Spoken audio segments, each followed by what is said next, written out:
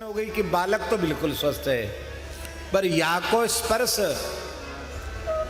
एक अशुद्ध जीव ने या को स्पर्श कर लियो, पूतना ने स्पर्श कर लियो, या की शुद्धिकरण करना चाहिए। स्पर्श का बड़ा भारी प्रभाव होता है।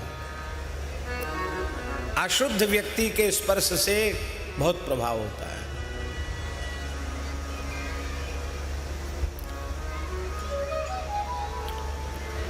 एक माताजी, ब्रज की ही माताजी हेड मास्टर थी। वो खाक चौक में आई,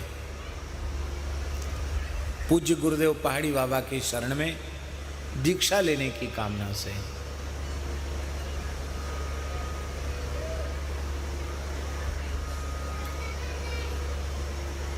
बहुत ज्यादा आग्रह देखकर महाराज जी ने उस पर कृपा की, दीक्षा प्रदान की।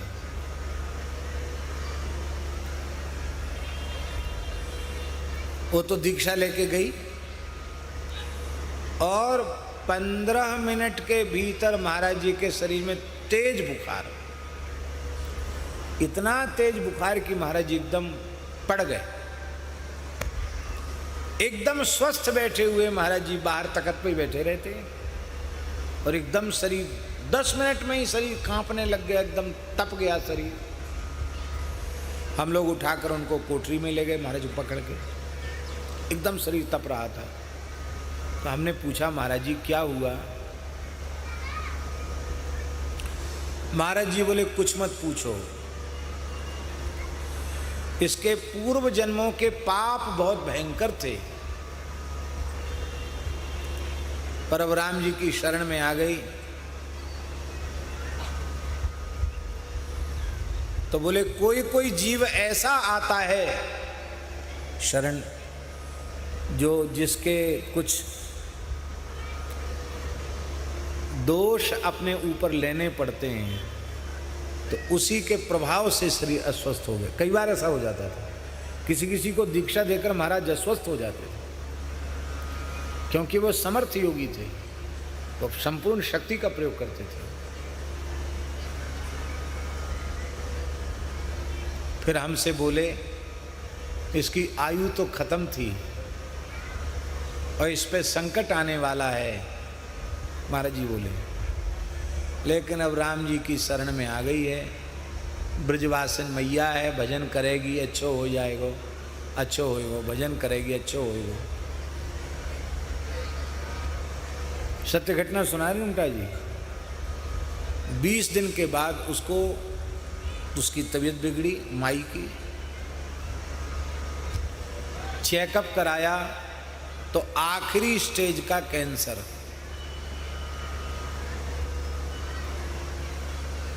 उसके तो होश उड़ गए। ब्लड कैंसर, पूरे शरीर में कैंसर, मतलब पहले तो पता ही नहीं चला। फिर आई महाराज जी के पास। महाराज जी बोले हम तो पहले से जानते थे कि सब होने वाला है, लेकिन अब चिंता मत करो, निर्भय हो जाओ, इलाज कराओ। भजन के लिए उम्र मिलेगी। और इलाज हुआ, कीमोथेरेपी जिसको कहते, कीमोथेरेपी आरंभ हुई। कीमोथेरेपी में ये सब केस वेस सब उड़ जाते हैं, नक काले पड़ जाते हैं, नक गिर जाते हैं। वहाँ से लौट के आई, बीच बीच में आती थी तो क्या उसका मर काली पड़ गई एकदम, जैसे कोयला जैसी काली। महाराज जी बोले बस थोड़े दिन का संकट और है, राम राम कर, राम राम कर, ठीक है जाएगी। बाद में ठीक होकर नौकरी बकाया थी, पर नौकरी पहले ही त्याग करके समझ गई कि गुरु महाराज ने नया जीवन दिया है। बोले अब बस माला ही फेरना, दूसरा काम नहीं करना। घर गृहस्थी बहुत है गई, अब ज़्यादा बहू बेटान में मन मत दो, अब तो राम राम करो। मैंने आंखों से देखा।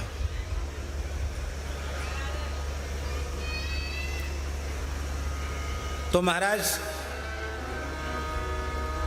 ऐसे भी हाँ, स्पर्श का प्रभाव, महाराज जी ने कहा स्पर्श इसका हो गया, स्पर्श से इसके दोषों को मुझे लेना पड़ा। इसीलिए बहुत से महात्मा विचार रखते हैं कि कोई उनका स्पर्श न करे। और हमको भी बहुत बड़े बड़े महापुरुषों ने ये बात कही है कि आप किसी को स्पर्श न करावें। परम श्रद्धेय श्री विनोद बाबा ने भी हमको कहा, और भी कई महापुरुषों ने कहा। लेकिन भैया हम अपनी तरफ से तो मने करते हैं, और कोई छी जाए तो छी जाए भैया, ये किसी से भी किसी तरह का हित होता हो, किसी का भी, तो कर ले वो अपनो हित, अपनो कहा जैसी भगवान की इच्छा, ऐसा बात नहीं। स्पर्श का प्रभाव होता है, स्पर्श का प्रभाव होता है। उससे बोले क्या किया जाए, बोले इनको गौशाला में ले चलो। बाल कृष्ण को गौशाला में लाया गया और गोमूत्रेण स्नापयित्वा, माला, इसलिए माला मन से लड़ पड़ी, क्यों बिसरावे मोह, क्यों भुला रहा है। बिना हथियार के युद्ध में लड़ने वाला कोई दिखाई नहीं पड़ता, माला कभी मत छोड़ो। हम भैया जी को एक दिन बता रहे थे, हमारे मूल पुरुष पहाड़ी बाबा महाराज की एक शिष्या थी, श्री स्वामी नरसिंह दास जी महाराज पहाड़ी बाबा, कलकत्ते की, उनका नाम था मानवदा दासी। बहुत पुरानी, सैकड़ों साल पुरानी बात है।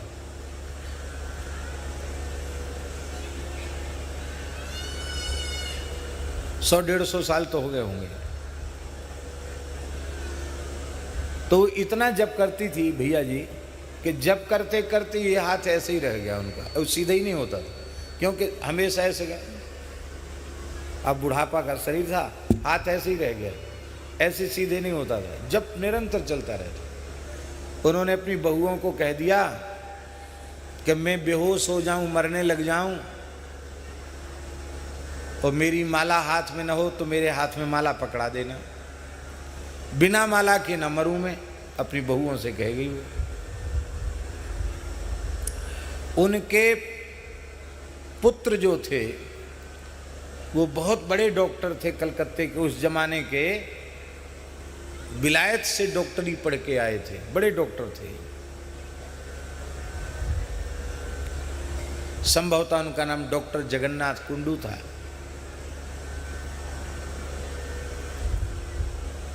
तो मानव दादासी की तबीयत खराब हुई और चेतना शून्य हो गई। उनके पुत्र ही बड़े डॉक्टर थे, उन्होंने प्रमाणित कर दिया कि ये पधार गई, अब इनको गंगा जी ले चलो अंतिम संस्कार के लिए।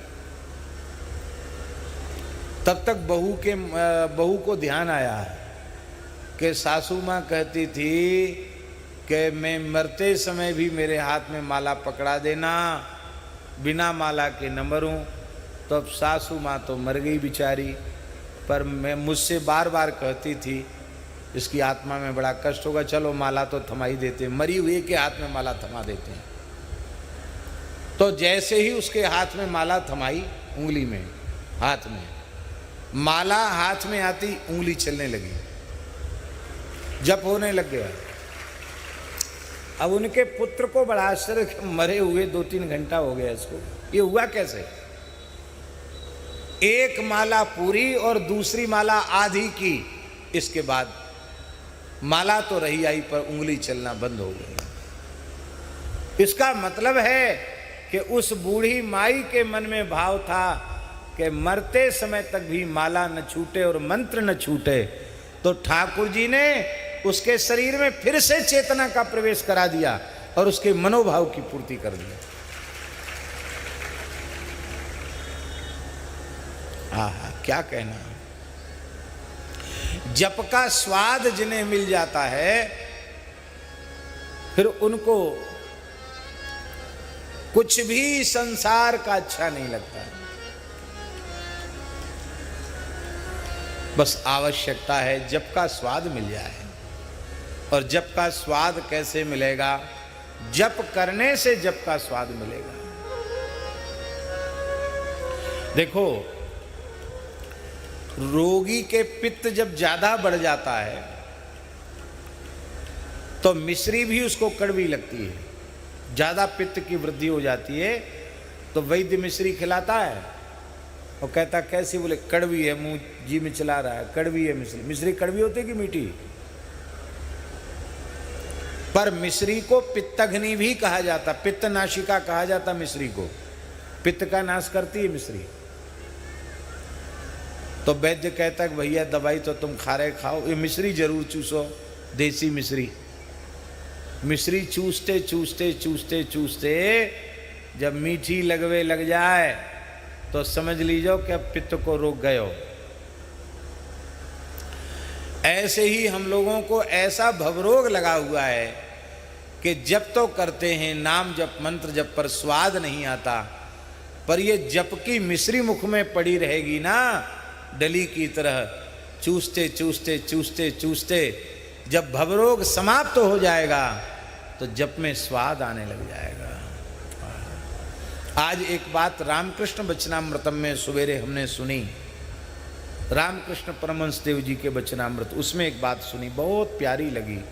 उन्होंने कहा कि जब स्मरण करते ही भगवान के पवित्र नाम का, जप करते ही, श्रवण करते ही नेत्रों से प्रेमाश्रुधार बहने लग जाए, शरीर में रोमांच हो जाए, हृदय भरे आवे, तो बोले फिर कोई कर्मकांड छूट भी जाए, रामकृष्ण परमहंस देव जी कह रहे हैं, तो उस कर्म के कर्म से च्युत होने की, कर्म से विमुख होने का जो दोष है वो साधक को नहीं लगता।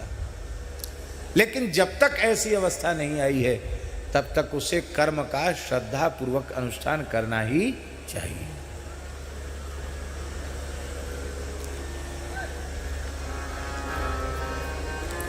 वाचिक जप से उपांशु जप श्रेष्ठ है और उपांशु जप से मानस जप श्रेष्ठ है। मानस जप को सबसे श्रेष्ठ कहा गया। मानस जप में थोड़ा समय ज्यादा लगता है क्योंकि चित्त की एकाग्रता ज्यादा करनी पड़ती है। बाकी मानस जप सबसे श्रेष्ठ है। और संत श्री मलूकदास जी महाराज तो यही बात कह रहे हैं।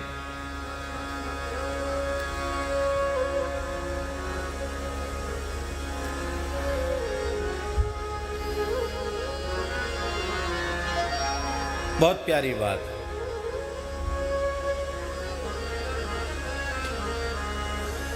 सुमिरन ऐसा कीजिए दूजा लखे न कोए,